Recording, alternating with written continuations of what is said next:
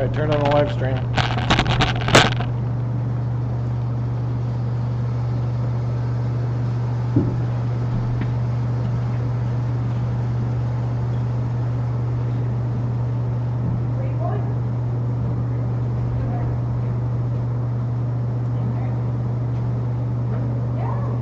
Turn it down. Turn it up. You don't remember where he's at. You're right there.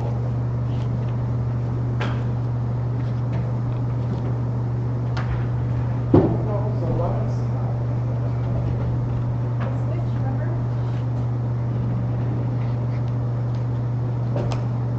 We have to look at the video every time to make sure where they're at. Yeah, I was like, But then Dad said, where was remember, I boy, on girl, this boy, side? girl. I was like, Yeah. I remember I was right there.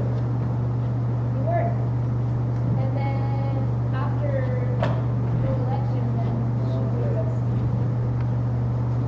she reassigned to seniors. Apparently some of us were talking to.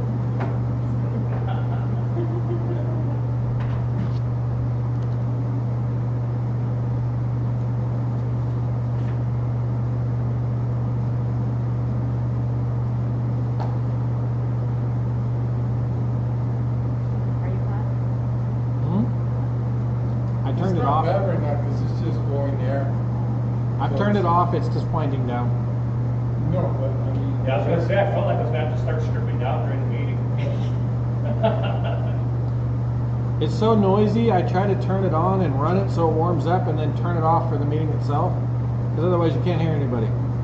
But it has to run until the heat exchanger goes off. You have to.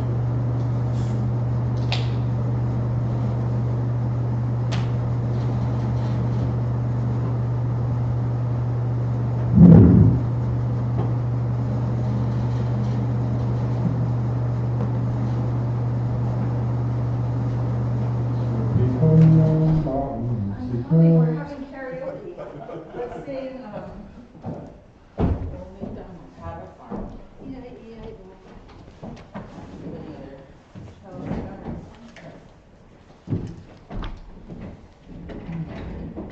All right, good evening, everyone. I'm going to call the meeting to order at 6:05. Thank you for your patience. Roll call, Councilmember Land, Present.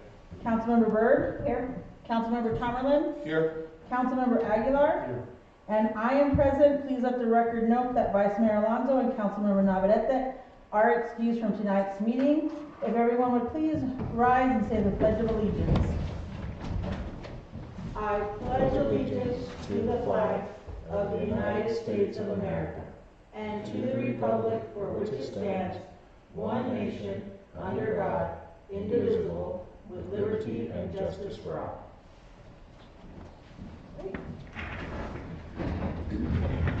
And at this time, we are going over the Superior Airport operating regulations. And I'm going to turn the floor over to to Mr. Pryor. Thank Who's you. been working on this, and we'll get our update on this. Sure. We have reviewed this by all town staff, the fire marshal, everybody's looked at this. This was, originally we used as a template the Sedona Airport rules and regulations. We had our intern go through and do the first draft of revisions. Nathan did a lot of work for me on this. The reason and intent for this, the airport is, because of the work we're doing out there, because of the gliders and the interest, is really generating a lot more people out there wanting to use it. If you drive by now, you'll see an RV that's parked there, and you'll see a trailer that's parked out there. Neither of those are both individual, separate people from the glider. They're not related. One of them the trailer has paragliders in it, and the other one is a pilot who flies in and leaves his RV there and then drives from there. They show up, they may or may not even call us. We have to track them down. There's no rules to tell them yes or no, they can park there. There's no fee structure for them to park. The gentleman with the RV said, oh, and when I go to, I don't know, somewhere, they charge me $30 a month, and they let me park there, and then I fly in and I pick it up and I leave. We have no structure for that. We have no rules. And that's just one of the, there's another fuel trailer that's sitting out there. I have no idea whose it is. I have no idea why it's out there. I'll have to send the police officers out to figure out why. It's a total free-for-all right now. And because we have no rules, I have nothing to tell them when they call. Can I park my RV there?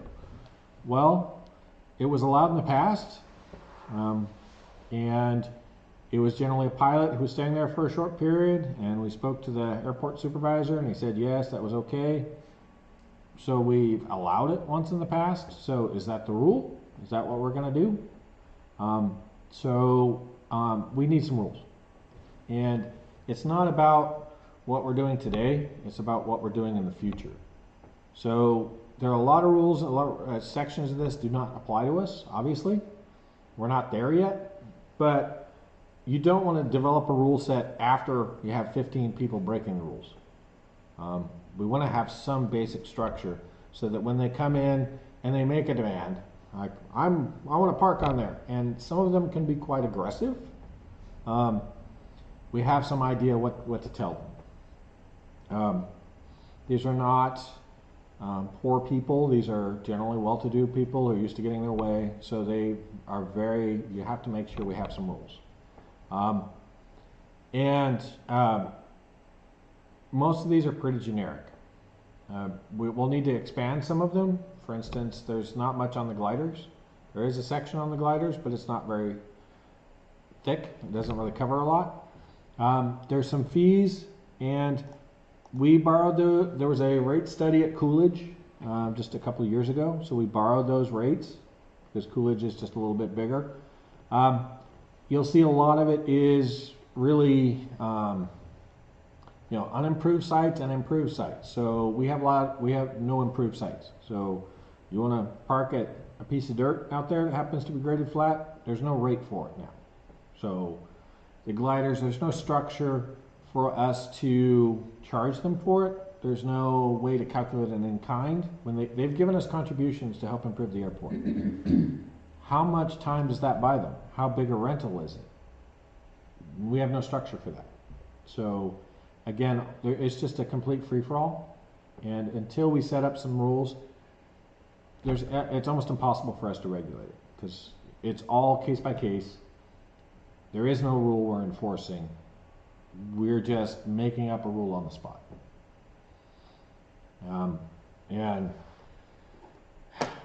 We're trying to do work out there, and there's things parked in the way. There's we've got development things we're trying to do, and we don't have a way to make money from the parked vehicles to actually pay for some of that. For instance, if we were charging, if we were making $5,000 a year out of there, we could pay for the power in 10 years. There's some earn back on the power, right? But because there's no revenue stream, there's no offset for it, we just have to pay that cash, and it has to come out of some other budget. So we need to set up some sort of earning structure so that we can pay for our matches on grants and for our development costs and for things they won't cover. Like there's nothing that will cover a hydrant out there. And I have the current bid on it. I think it's like $500,000 to put a hydrant at the airport. Until we put a hydrant out there, we can't do hangars, we can't do any real development out there. We can't put a terminal building, but nothing will pay for it. There's no funding source for the hydrant. So we're going to look for an economic development grant of some sort. It's going to have a match. This match could be 100%. It could be, we may have to pay all of it and pay it back as a loan. We may have to pay 75% of the loan, 25%. We don't know. So until there's a revenue stream, we can't take on any debt service. We can't make any matches. There's no way to develop the airport. So we need a fee structure. And if we wait till after we're doing it, then we have a room full of people yelling at us, telling us that, no, you can't charge me that. You know, I pay a quarter of that somewhere else. If we've developed a fee structure ahead of time, we're not arguing it after the fact. So that's why we brought this forward. I'm sure it could use improvement, and I encourage anybody to read it and give me ways we can work on it. We've been working on it for about 4 months, and for a brand new policy manual, that isn't a lot. But this it's based on a lot of other people's plans, not ours. So, the main reason that we're having a work session. Hold on. Sure. Ladies, do you need something? Are you coming to the council meeting? What do you need on? Oh, here.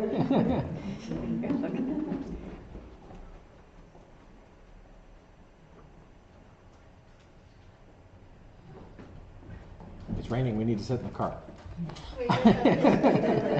Don't drive it.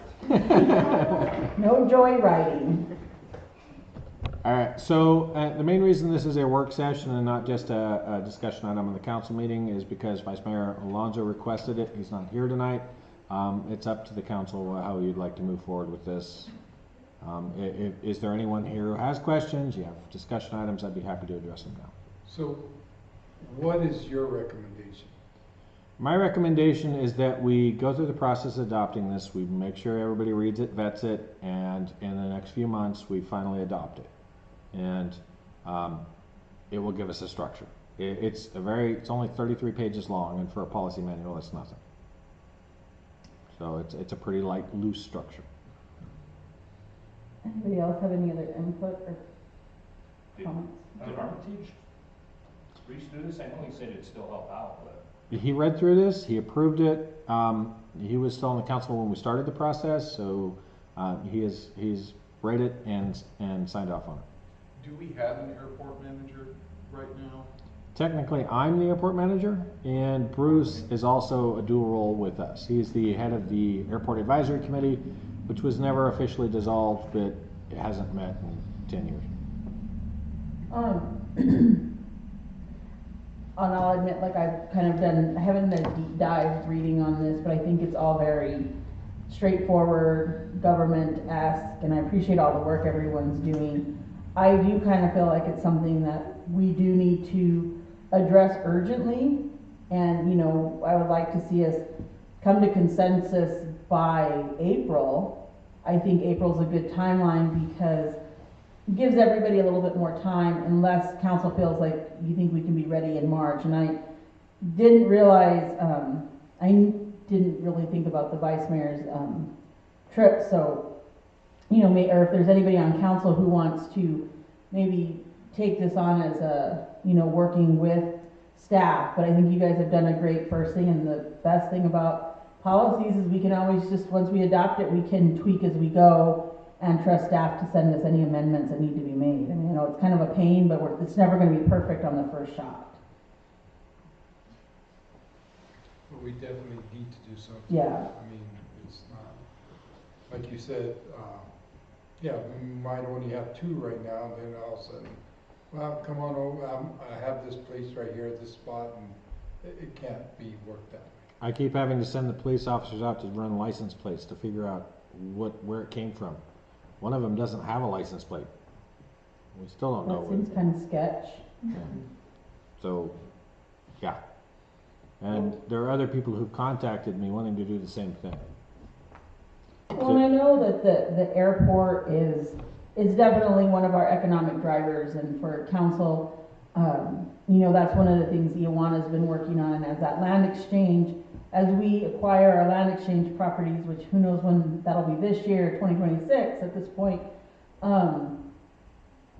we need to have these policies in place because the airport is such a critical point, and that'll be part of our visionary aspects of this. And then there's secondary reports that Ioana's working towards, and that has to do with, how best do we utilize the airport while maximizing our employment growth and other things that we need to continue to build out the economy. So how's everybody else feeling about this? Are these red notations on this is stuff that was recently added after the first one? Yes. Okay. Yeah, after the council saw it previously, fire marshal requested a couple of revisions, so. most of those came from the valley. And our department heads, our staff is all pretty much comfortable with this. Most of the department heads have not engaged on this. I definitely, we have a new public works director and I haven't run it by him yet. So we definitely can, I've sent it out to them, but I can definitely reinforce with them they need to do an edit and a read through and make sure they're fine with it. Well, and I think the other point, as we know, we're starting to get more and more interest because of the discussions around resolution and if their record of decision goes through. And I think we're really realizing all the conversations we're all having because people are interested in developing. And so getting these agreements, these policies in place are important so staff has some guidance before things become chaotic and, you know. One of the things the main pinch point for us has nothing to do with any of the other economic activities in the area. It's the fact that all of the airports in the valley are overbooked. Most of them have 10-year waiting periods. There's nowhere to put your plane, so people are dying to come out here. So if we had the ability to do hangars, we could probably get somebody to build them very quickly and fill them up very quickly. We do have to have a bigger conversation about the eventual land use plan for the airport itself. Because there, as the mayor's saying, there's an economic development aspect to this where we're getting that land so we can subdivide it, because the land exchange will give us the underlying reversion right and we'll be able to subdivide. So we should be able to sell, 20 acres on the edge of the runway to a airplane adjacent manufacturer of some sort, or a airport service facility or fuel yard, or something nothing to do with airports, just a manufacturing site. We should be able to actually start subdividing off and recruiting those. But if we just have a free for all right now, that's going to put a bunch of use out there that's going to be in the way. But the bigger picture is there's going to be more conversations over the next year about the airport, because that land exchange, in as much as it's paused in a ridiculous way, will break loose eventually. Right now, we've been waiting 6 months because the surveyor has to come out and look at a couple of roads and resurvey them. 6 months wait. So anything done with the federal government doesn't happen fast, but then it'll happen all overnight, and they'll just show up at our door and say, okay, we're ready. So we need to be ready. The previous advisory board, are those members still willing to serve on, because there's a part of the policy in here that we have to have an advisory board and so many members have to be residents, so many have to be pilots. Do we still have that, or is that something that We'll have to reform it. It'd be fairly simple to do. We did sort of reform it for the master plan, but the airport advisory board itself predates me. So it's been a decade, and I have no idea. I don't know. Well, that might be something to look at, because do we have enough members here that would qualify under what's written here to be on the board? I'm not remembering what it calls for.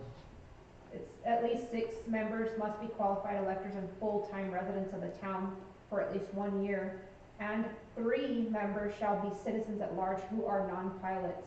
The member may be a non-resident of the town but must reside in the area served by the airport for at least 1 year immediately preceding the appointment. Yeah, that seems too much. I think definitely we'll roll it back. What we've done with other boards when they're not really required is they default back to like planning and zoning or to the council. Like the Board of Adjustment is the council.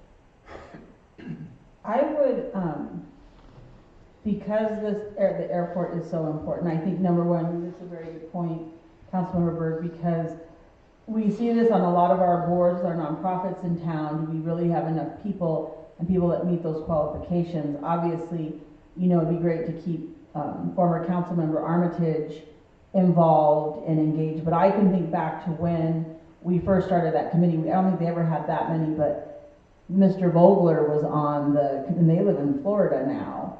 But I think it's important to try to at least drum that up in some way, because now we have the glider people, you know, they would qualify, they don't live here, but that way council has some good, solid, and staff have some solid people, but I think we could reduce the number of people on that board, because if we have to have 6 + 3, that's even more than what's on the council, so. And this is, that, again, the policy was copied from Sedona, and I think they have a lot more people with free time.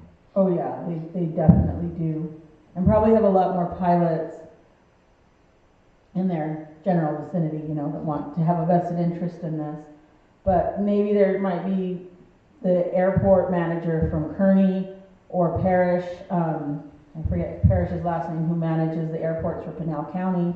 Maybe this would be a board that he would serve on, or maybe he knows some people in the region that would want to serve. I called Kearney to see if they have a manual that we could have to steal from to start with, but they don't have any policy whatsoever. He called me to ask what our policy was about land use. Wow, and they actually won an award, I mean, like probably 20 years ago, and they don't have any, that's interesting. I mean, they have a beautiful landing strip. That's why Mhm. they won an award. I mean, it's flat and paved and.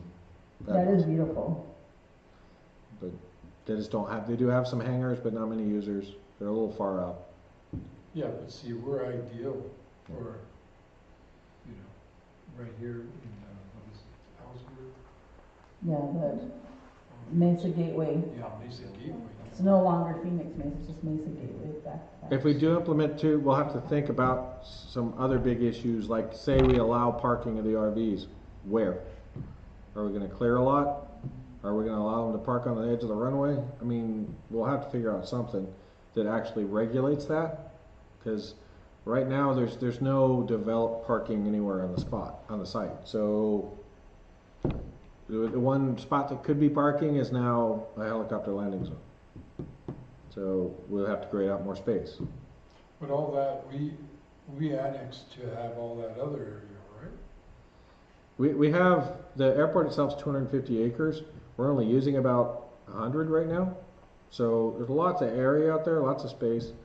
We could expand that parking area, but you know, a dozer's $3,500 a week, a grader's $3,500 a week, and then the water truck is another $2,000 a week. And you add that stuff up, we're $15,000, $20,000 to build parking spots that will earn out in 20 years.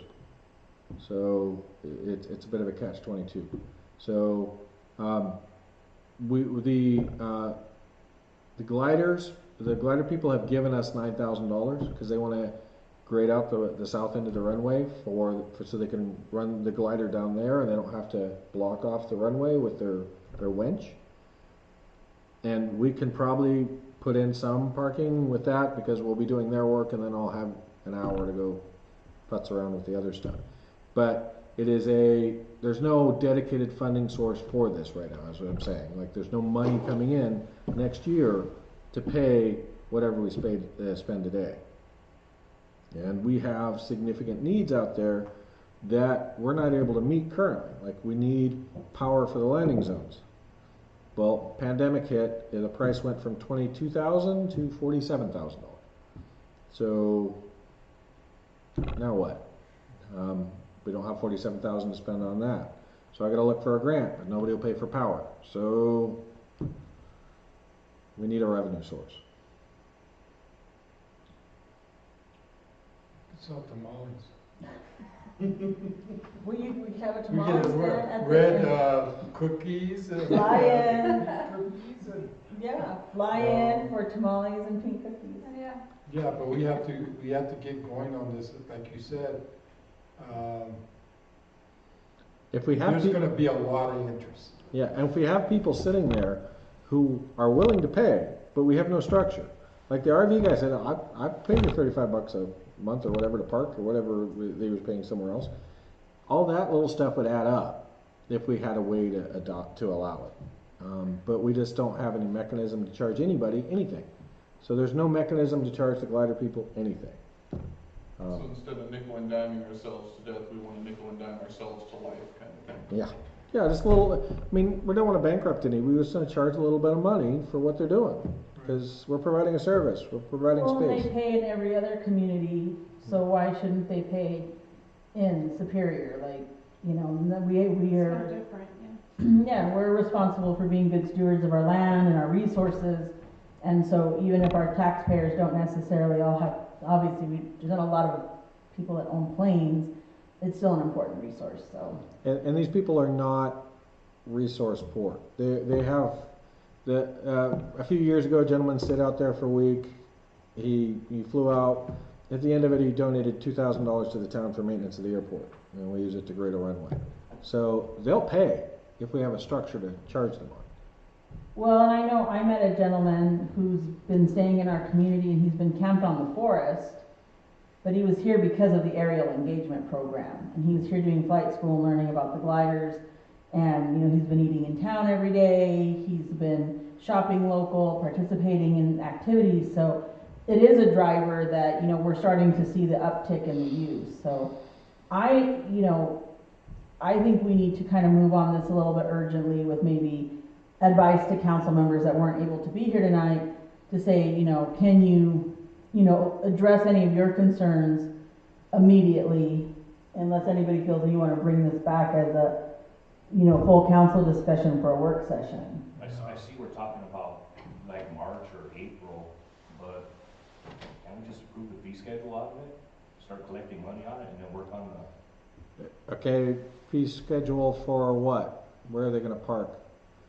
Are we gonna allow, what are we gonna allow to park? Is Where are we the gonna? parking information already in here? I haven't. There's no map showing where we're gonna put the parking. We haven't graded out any parking.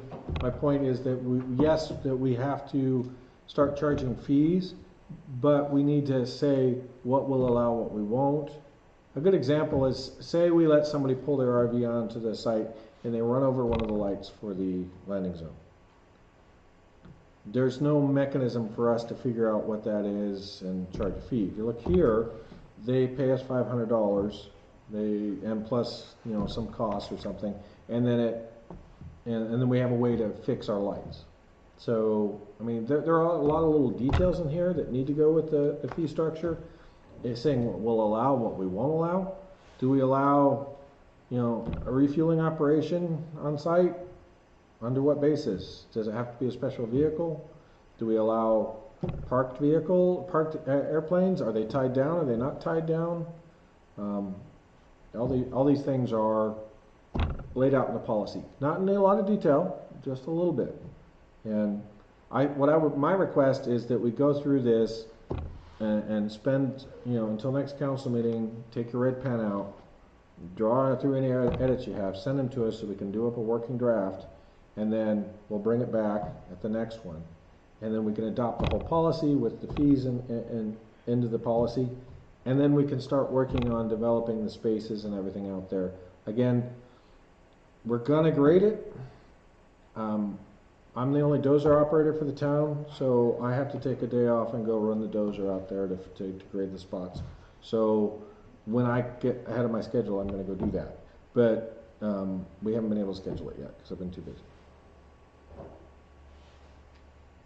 Is that parking schedule location gonna be in this policy? So is that something that needs to be done first before we approve? We have an airport layout plan. We'll follow the airport layout plan. If you look at it, it shows for the hangars and the terminal buildings and the parking stuff. It is past where the flag is, that flat area out there. We'll grade that out flat and set that up as what it's intended for hangar space, gliders in the future, all that sort of stuff. And then we can have the cars and the RVs out there without a problem, and the trailers. And most of them, the people who want to stay out there, they want to put their ultralight in their trailer and then park the trailer on site. I don't know why, but that's the number one thing they want to do. I got a call from a guy 2 weeks ago. I've got a experimental plane it's coming in a trailer. I want to park the trailer out there so I can fly it.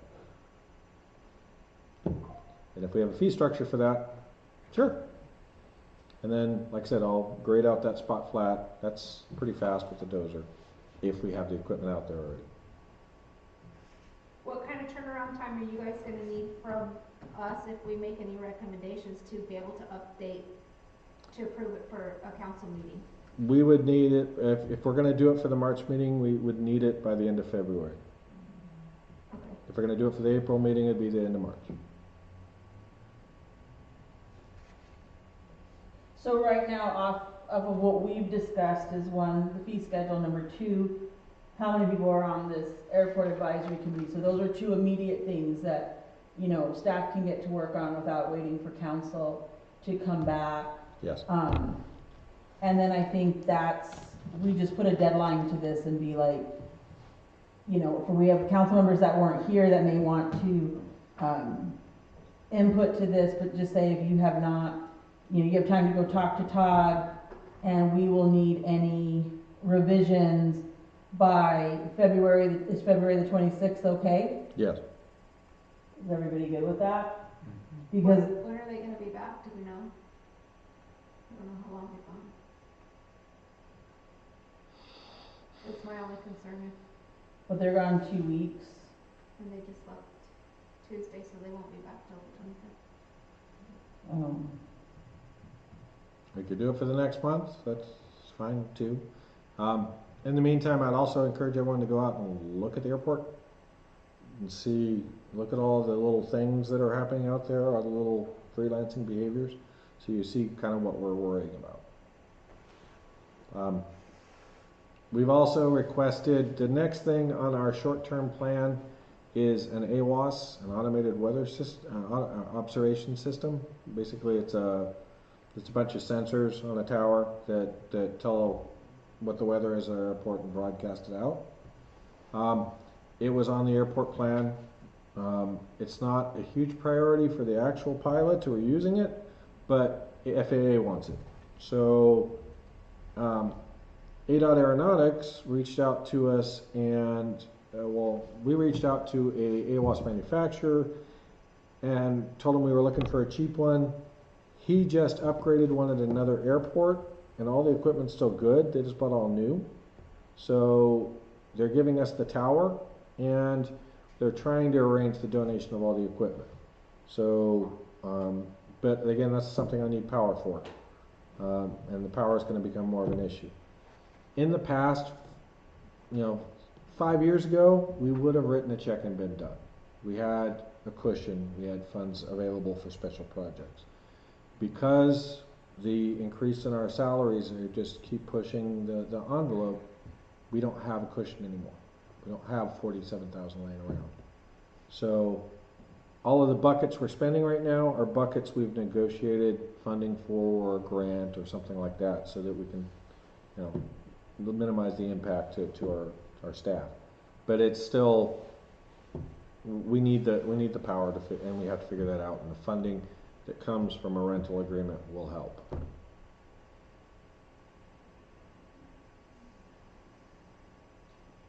Sorry, didn't mean to get too far into the weeds on that, but we're trying to develop the airport. We have sewer, we have water without a hydrant, but we have water, and we need power, because then that'll be the last element that we can actually put a terminal building, a radio tower, an AWOS, all those sort of things.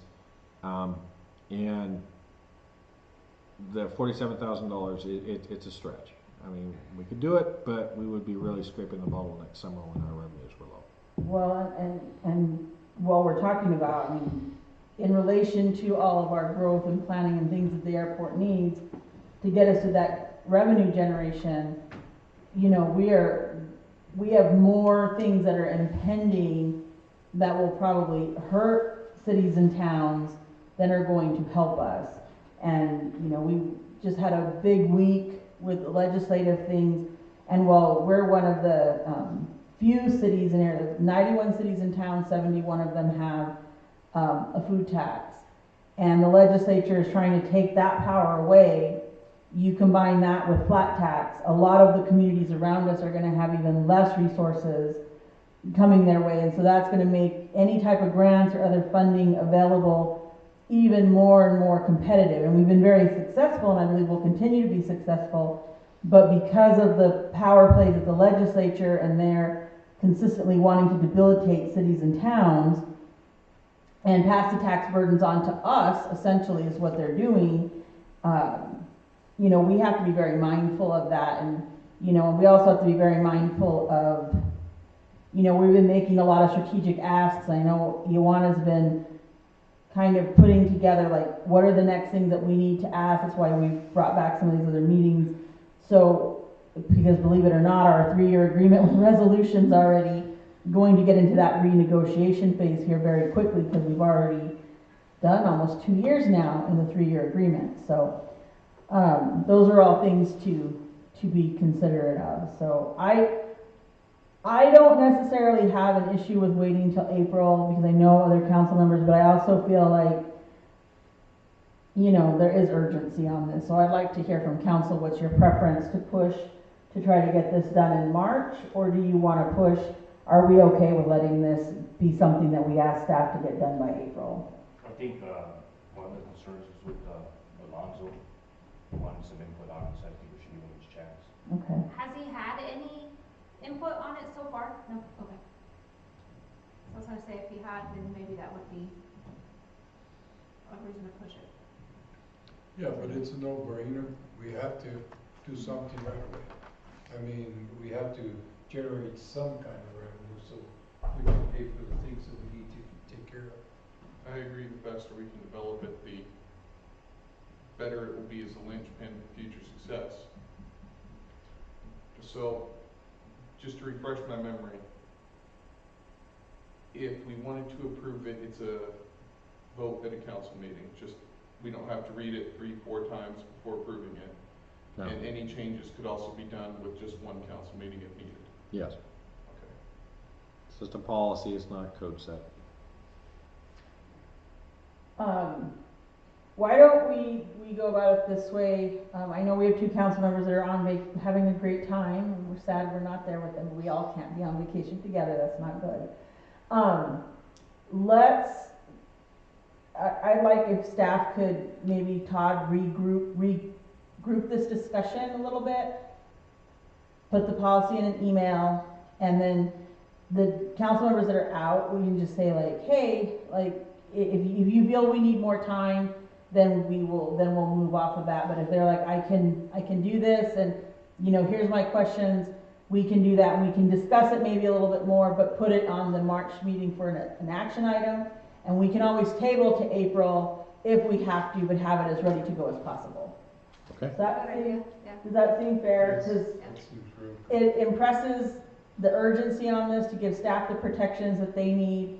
But then, number 2, and that, if you send this email out tomorrow, I think that's, you know, kind of like, okay, and this is that's how important it is to me. And if there's anybody on council who wants to say, like, wants to also play point person on this, I think that would be good, so. I mean, you can put all of us. I mean, Yeah, just put all of us how on it's the in- email How, you know, how important we think it is, you know. with a reminder of the timeframes. So I think we caught a few things, like the advisory committee and the, you know, the parking and all of that, and I think that would be helpful. And I think, again, we're gonna be faced with making a lot of decisions that seem like, this doesn't really affect us right now, but it will affect us as things continue to change. And we're all starting to feel that rush because of the, you know, the record of decision potentially being done. So we're gonna be running pretty fast, I think, and I wanna thank staff for trying to get us as ready as possible and having, you know, good policies. And that's you too, Cooper, because you have to read everything and make sure we're not getting too wild out there with our choices. Any further questions or comments on the airport, or maybe even any other questions about the airport while we're here? Because we're in work session mode, so. All right. I would like to see the airport master plan at some point, so, Sure. You can email that out too. thank you. Actually, I have it on here, I'll hand it to you right now.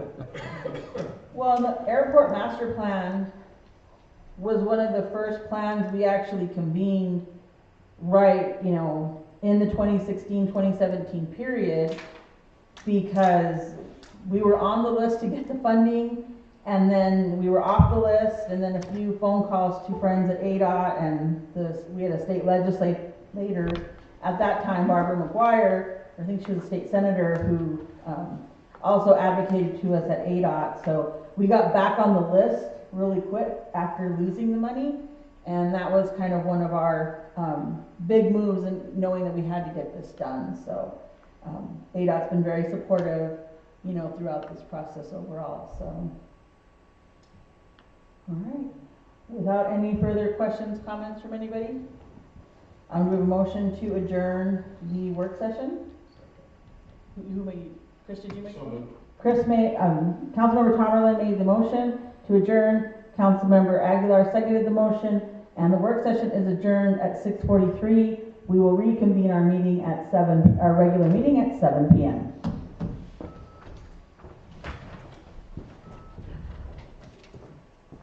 Operating procedure in the That was fun.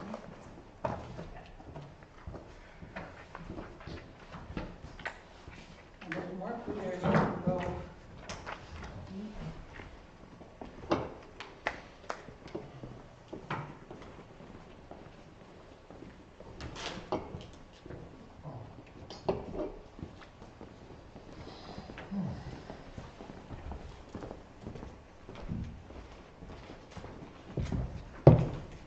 off the stream.